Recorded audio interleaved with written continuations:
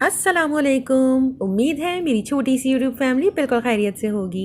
अल्हम्दुलिल्लाह मैं भी बिल्कुल ठीक हूँ।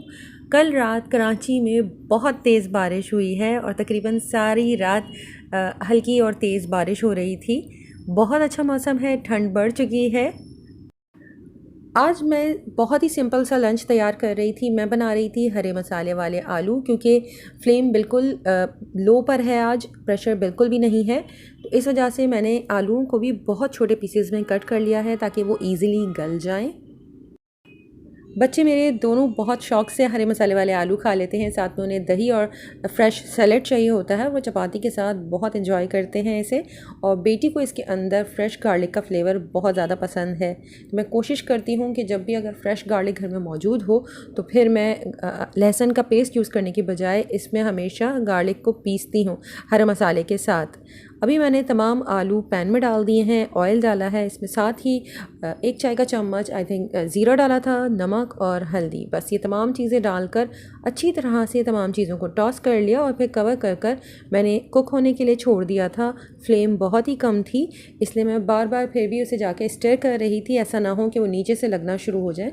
पानी मैंने बिल्कुल भी ऐड नहीं किया है क्योंकि आलू के पीस बहुत छोटे काटे हुए हैं, तो बहुत ईजिली गल जाएंगे। बहुत कम चीज़ें ऐसी होती हैं जिसमें मेरे दोनों बच्चे बहुत शौक़ से खाना खा लेते हैं। एक हरे मसाले वाले आलू और भिंडी, ये दोनों चीज़ें तो अल्हम्दुलिल्लाह दोनों ही शौक़ से खा लेते हैं। आलू तकरीबन गल रहे थे और नीचे से थोड़ा सा जलना शुरू हुए थे, बीच में फ्लेम थोड़ी सी ज़्यादा हो गई थी, तो मैंने अच्छी तरह से दोबारा से टॉस कर लिया था और फिर कवर कर कर छोड़ दिया था। और मैं मीनवाइल इसका जो हरा मसाला है उसे तैयार कर रही थी। इसमें मैं पुदीने का इस्तेमाल नहीं करती हूँ। अगर हरा लहसुन सीज़न में मौजूद होता है तो फिर हरा लहसुन, हरा धनिया और हरी मिर्चें, अदरवाइज़ जो हम लहसुन के जवे इस्तेमाल करते हैं वही मैं पील कर कर इसमें ऐड कर देती हूँ। समटाइम्स मैं इन तीनों चीज़ों को छुरी की हेल्प से ही बिल्कुल फ़ाइन चॉप कर लेती हूँ और समटाइम्स मैं इसे फूड प्रोसेसर में डालकर थोड़ा ग्राइंड कर लेती हूँ। आज मैंने इसे फूड प्रोसेसर में डाला था, बट फिर भी मैं इसे बड़े बड़े चंक्स कट कर रही थी क्योंकि मेरा प्रोसेसर थोड़े छोटे साइज़ का है, तो उसमें पीसने में थोड़ा सा डिफ़िकल्ट हो जाता है। पानी बिल्कुल भी यूज़ नहीं करती इसे पीसने के लिए। तमाम मसालों को मैंने फूड प्रोसेसर में डालकर अच्छी तरह से पेस्ट बना लिया था या इसकी चटनी तैयार कर ली थी और अब मैं आलू गलने का वेट कर रही थी। मीनवाइल मैंने अपने घर के दूसरे काम निपटा लिए थे जब तक कि आलू गल जाएं। आलू जब अच्छी तरह से गल गए थे तो तब मैंने तमाम मसाला जो मैंने पीस कर रखा हुआ था वो इसमें ऐड कर दिया और अच्छी तरह से मिक्स करने के बाद कुछ देर के लिए इसे मैंने दम की आंच पर छोड़ दिया था।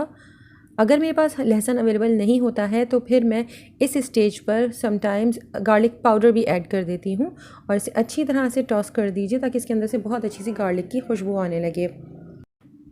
बच्चे अपने अपने कामों में बिज़ी थे और मैं अपने घर के काम निपटा रही थी। लंच अल्हम्दुलिल्लाह प्रिपेयर हो चुका था, बस सैलड कट करना था और दही साथ सर्व करनी थी।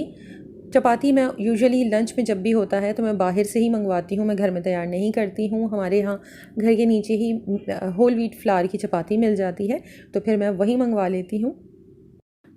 बेटी को आपने देखा होगा कि हर वक्त कुछ ना कुछ ये डिफरेंट कर रही होती है, ऐसे क्रिएटिव वर्क का बहुत ज़्यादा शौक। आज वो ग्राफ़िक का काम कर रही थी, उसे ग्राफ़िक डिज़ाइनिंग का भी बहुत ज़्यादा शौक़ है, तो उसने अपना टैबलेट निकाला था और बस वो यूट्यूब के ट्यूटोरियल्स वगैरह देख देख कर और लर्न करती है और फिर इसी से अपने कुछ ना कुछ प्रोजेक्ट्स बनाती रहती है।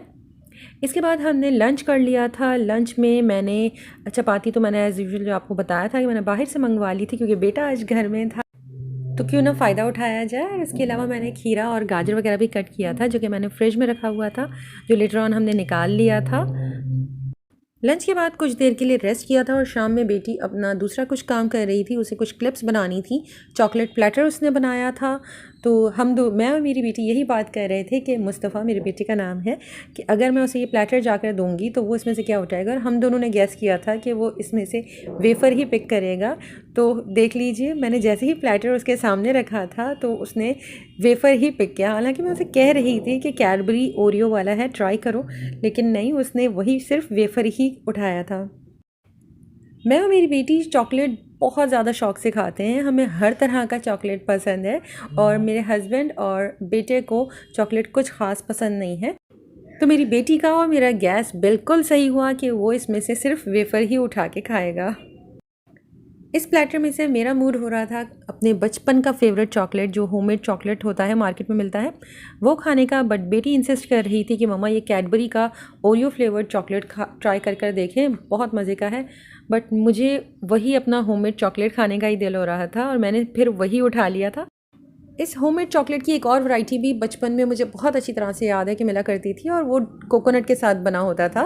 रेक्टेंगल पीस होता था जिसमें हाफ वाइट मिक्सचर होता था कोकोनट का और हाफ चॉकलेट के साथ होता था।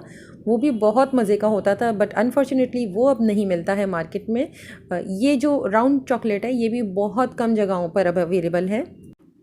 कुछ मंचिंग करने के लिए मैं आज बना रही थी सॉल्टिश बिस्किट के साथ पीनट बटर सैंडविच। मुझे ये बहुत ज़्यादा पसंद है। आई थिंक तकरीबन 18 या 19 साल पहले नाहिद सुपर स्टोर से मैंने एक इम्पोर्टेड बिस्किट का पैकेट परचेज़ किया था, जो कि मुझे उस वक्त काफ़ी महंगा लगा था।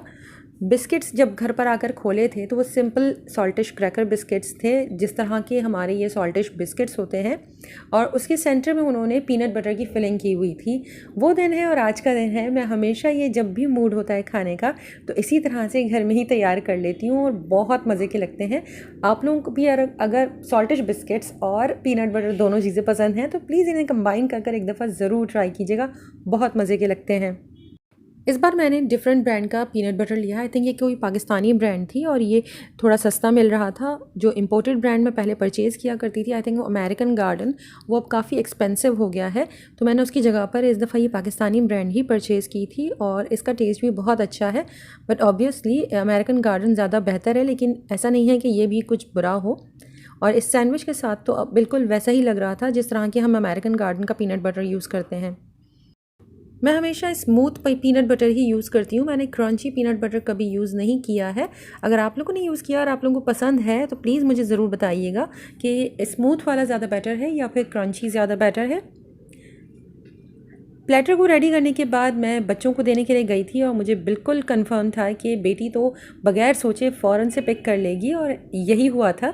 जैसे ही मैं बेटी के पास लेकर गई थी तो उसने फ़ौरन से एक पीस उठा लिया था, और फिर मैं इसके बाद बेटे के पास गई तो अब उसने पहले तो 100 सवाल किए कि भाई इसके अंदर क्या ऐड किया है आपने, और जब मैंने उसे बताया था कि आप खुद गैस करो खाने के बाद, तो उसने बहुत मुश्किल से एक पीस उठाया, और जैसे ही उसने बाइट ली थी तो फिर उसने आधा बिस्किट दोबारा से प्लेट में रख दिया था।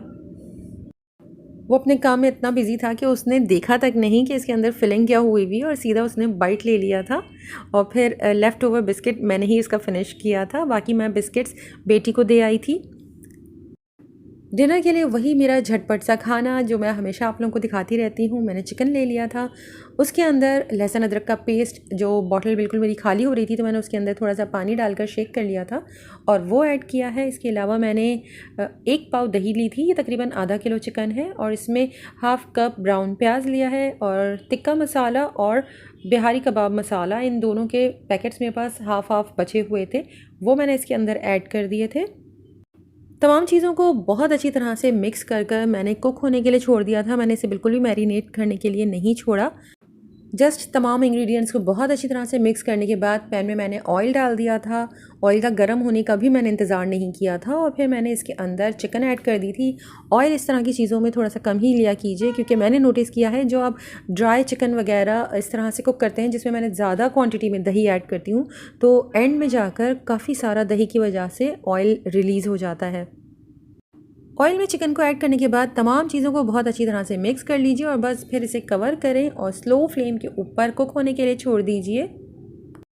कोई पानी वानी ऐड करने की ज़रूरत नहीं है, क्योंकि दही अपना पानी रिलीज़ करेगा और चिकन अपना पानी रिलीज़ करेगी, और जब भी हम स्लो फ्लेम पर कुक करते हैं तो वैसे भी वाटर कंटेंट बहुत ज़्यादा रिलीज़ हो जाता है, तो तमाम पानी और अपने जूसेस के अंदर ही ये चिकन बहुत अच्छी तरह से गल जाएगा। और आप देख सकते हैं कि ऑयल काफ़ी सारा ऊपर फ्लोट होने लगा है। अब मैंने इसे 1 से 2 मिनट तक अच्छी तरह से भून लिया था। वैसे कोई ख़ास ज़रूरत नहीं पड़ती इस तरह से कुकिंग करने के बाद आपको भुनाई की। मज़ेदार सा डिनर रेडी हो गया था। मैंने बिल्कुल ड्राई नहीं किया था, मैंने इसके अंदर थोड़ी थोड़ी सी ग्रेवी छोड़ दी थी, और ऊपर से गार्निशिंग के लिए थोड़ा सा हरा धनिया और बारीक कटी हुई अदरक मैंने ऐड कर दी है। बहुत मज़ेदार सा डिनर रेडी हो गया था, और कोई ख़ास कुकिंग की ज़रूरत भी नहीं पड़ती है, खुद तमाम काम हो जाते हैं। स्लो फ्लेम पे ऊपर बहुत अच्छी कुकिंग हो जाती है इस तरह से। डिनर कर लिया था सबने और इसके बाद कॉफ़ी पीने का मूड था क्योंकि आजकल बहुत ठंडक हुई हुई है, तो मैंने कॉफ़ी बनाना शुरू कर दी थी। मैं 1 कप के हिसाब से 1 चाय का चम्मच कॉफ़ी लेती हूँ और 2 चाय के चम्मच मैं इसके अंदर चीनी के ऐड करती हूँ। चीनी बिल्कुल ऑप्शनल होती है, अपने टेस्ट के हिसाब से कम ज़्यादा की जा सकती है। एक बॉटल मेरी फ़िनिश हो गई थी तो फिर मैंने न्यू बॉटल ओपन कर ली थी और तमाम चीज़ें बोल में डालने के बाद थोड़ा सा ऊपर से मैंने पानी ऐड किया था, तकरीबन 1 डेढ़ टेबल स्पून के बराबर। इसके बाद कॉफ़ी फ्रॉथर की हेल्प से मैंने बहुत अच्छी तरह से इसकी झाग तैयार कर ली थी और बहुत अच्छा फ्रॉथ तैयार हो गया था, बहुत झटपट हो जाता है। मुझे ये फ्रॉथर बहुत ज़्यादा पसंद है। मैंने अली एक्सप्रेस से इसे ऑर्डर किया था। ये चार्जेबल है और इसके साथ 3 तरह के पेन्स आई थी। एक जो डो मेकर की स्पाइरल पेन होती है वो भी आई हुई, वो मैंने आज तक यूज़ नहीं की क्योंकि वो ज़ाहिर है इसमें इतनी पावर नहीं होती है कि हम कोई डो वो इससे बना सकें। जस्ट मैंने इसका बीटर यूज़ किया है, आप देख सकते हैं कि वो भी साइड पर पड़ा हुआ है। और ये जो फ्रॉथर का टूल है ये मैंने इसके साथ यूज़ किया और ये तो बहुत ज़्यादा मैंने इस्तेमाल किया है। मैं पहले अली एक्सप्रेस से बहुत ज़्यादा चीज़ें मंगाया करती थी। इवन मैंने तकरीबन 3 साढ़े 3 साल तक अली एक्सप्रेस से प्रोडक्ट्स मंगाकर ऑनलाइन सेल किए हैं। फ़ेसबुक पर मेरा पेज हुआ करता था। मैं फ़ारिग नहीं बैठ सकती, मैं भी कुछ ना कुछ काम करती ही रहती हूँ। ऑर्डर प्लेस करने के बाद तकरीबन 2.5 महीने हुए थे आई थिंक, इसके बाद मुझे ये फ्रॉथर मिला था। बहुत ज़बरदस्त चीज़ है। यहाँ के भी मैंने 2-3 फ्रॉथर यूज़ किए हैं मगर उसके अंदर बैटरीज़ वगैरह यूज़ होती हैं, तो मुझे ये चार्जेबल चीज़ बहुत पसंद आई। जब मुझे लगता है कि अब इसकी बैटरी थोड़ी सी लो हो रही है तो फिर मैं इसे चार्ज कर लेती हूँ। पहले मैं हमेशा इसे स्पून के साथ ही किया करती थी ये काम, और अब भी जब अम्मी के यहाँ जाते हैं और वहाँ कॉफ़ी बनानी होती है तो हम इसी तरह से स्पून के साथ, मतलब बोल के अंदर तमाम चीज़ें लेने के बाद स्पून के साथ अच्छी तरह से इसे बीट कर लेते हैं। बस इन फ्रॉथर्स में आपका थोड़ा सा टाइम और मेहनत कम लगती है। और हम पाकिस्तानीज़ तो पता नहीं कब से कॉफ़ी को इसी तरह से घर में तैयार कर रहे हैं और बाहर ये अंग्रेज़ों को अब ये मेथड समझ में आए और उन्होंने इसे डलगोना नाम देकर एक अलग ही हाइप दी हुई है। बातों ही बातों में फ्रॉथ बिल्कुल रेडी हो चुका था तो मैंने 4 मग लिए थे और सब में इक्वली डिस्ट्रीब्यूट कर दिया था फ्रॉथ को। और इसके बाद मैंने इसके ऊपर गरम गरम दूध डाल दिया था और मज़ेदार सी डलगोना कॉफ़ी बिल्कुल रेडी थी। इसके बाद हमने इस ठंडे ठंडे मौसम में अपनी गर्मा गर्म कॉफ़ी इंजॉय की थी और खूब सारी गपशप की थी और बहुत अच्छा सा फैमिली टाइम हो जाता है।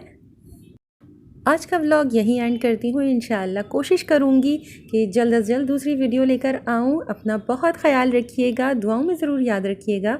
अल्लाह हाफ़िज़।